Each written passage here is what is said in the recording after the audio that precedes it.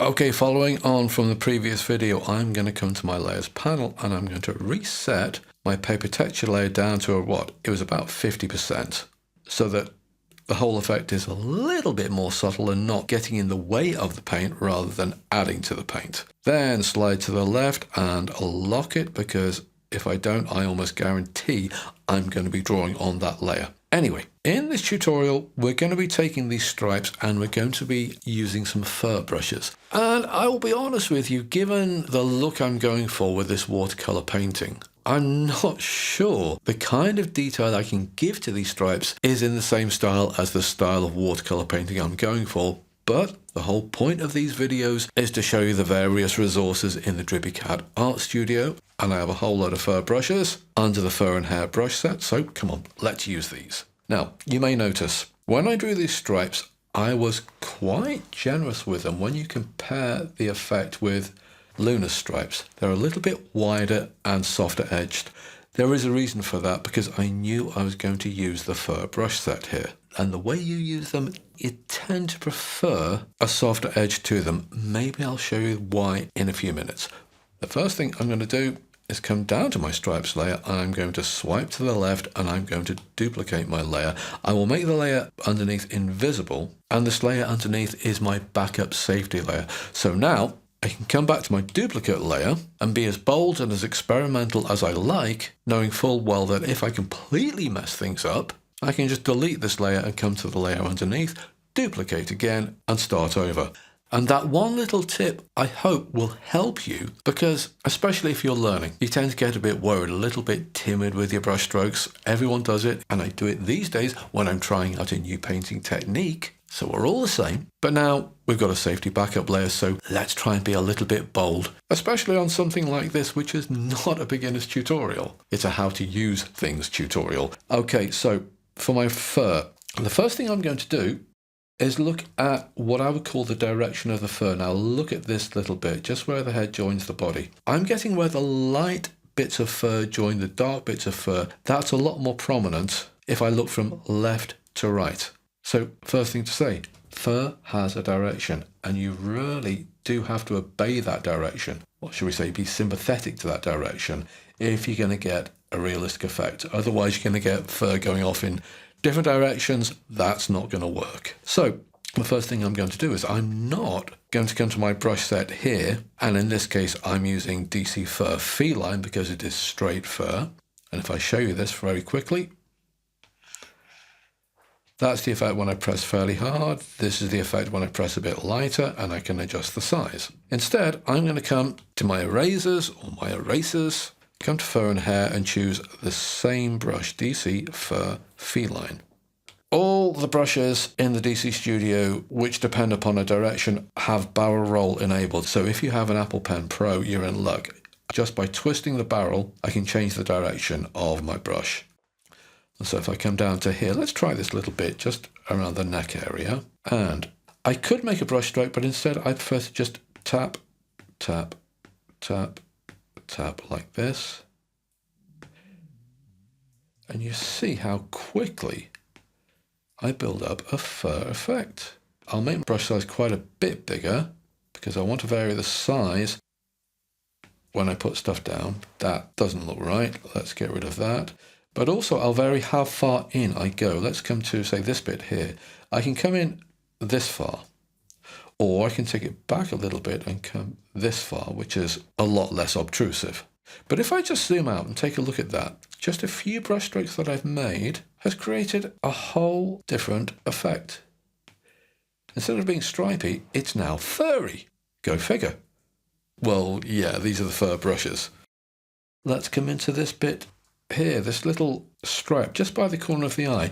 Again, if you look at what's happening there, it's the lighter bits of fur going from left to right that are creating the fur effect. I'm talking about, let's choose a size somewhere in between, these bits, and notice I'm matching the direction the fur is going. There's a little bit down here as well, maybe a little bit down here. Now, if I wanted to, I could always come here, just come to my paintbrush, DC Fur Feline, similar settings, and I could always come to the other side and put a bit of fur on this side as well. I'm not going to do that because, well, you can see from the photo, that's not the effect I'm getting with Luna. So I'll two-finger tap a couple of times to undo that. Now, before I carry on, let me show you a couple of things. I am going to create a new layer. And what was I using? I'll come to my General tab, DC Constant, nice opacity. Let's block in something like this. No, let's make it a soft edge. And let's come to DC Hard Blocker Inner, and let's make a very hard edge block like this. Okay, so as before, I come to DC Fur Feline. I'll make this nice and large. If I come here and I tap like this, and I come back to my brushes, fur and hair, DC Fur Feline. If I come out the other side, let's make this a bit bigger. You see how the fur seems to naturally grow out of that soft edged area? Well, let's take a look at the hard edge.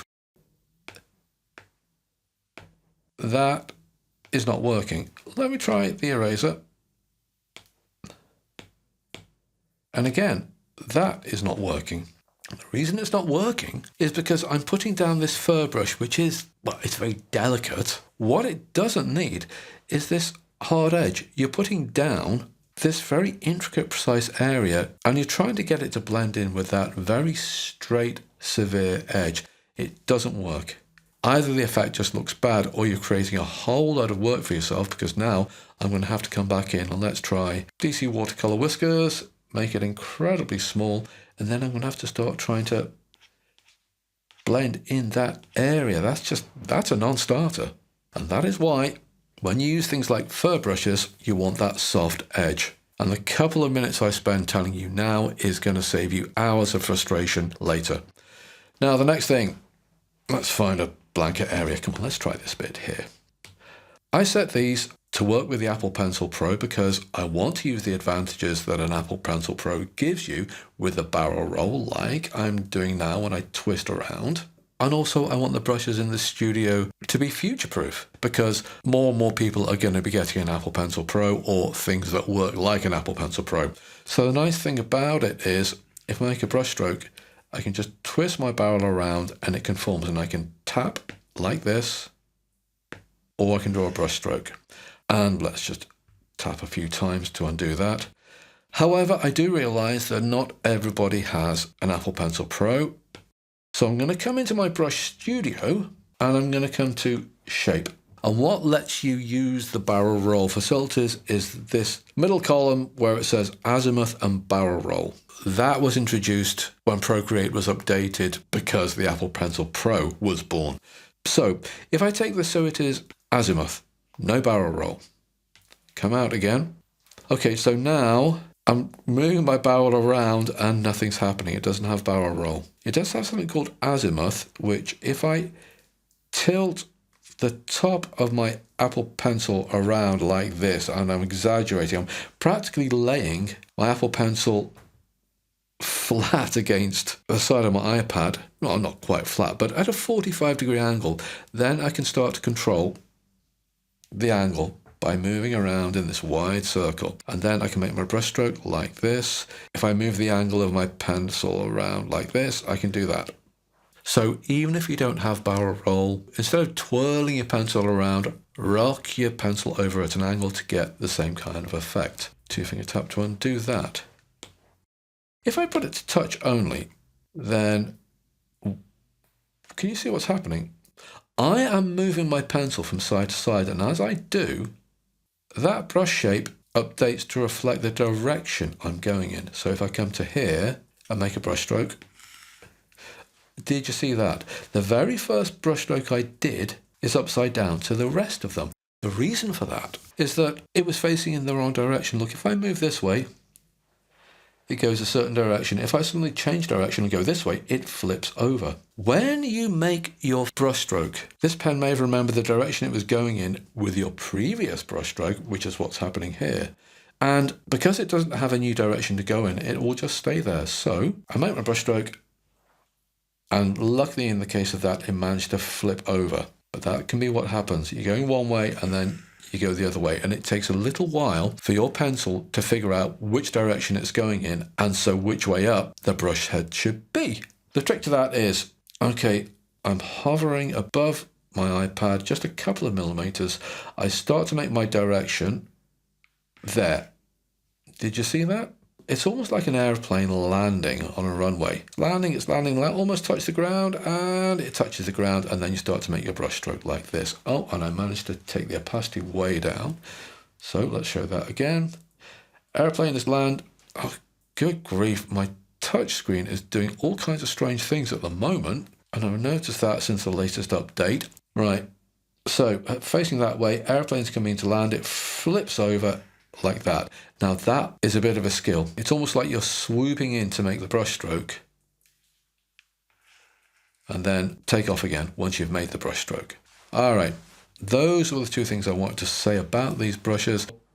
Come on, I'll get rid of this. That was just a demonstration layer. Let's come back to stripes. And what have I got? I want DC Fur and Feline. Oh, let's take this back to azimuth and barrel roll so I can make my life easier. When you do this, especially if you're zoomed in like this, the natural tendency is to get a smaller brush than you actually need.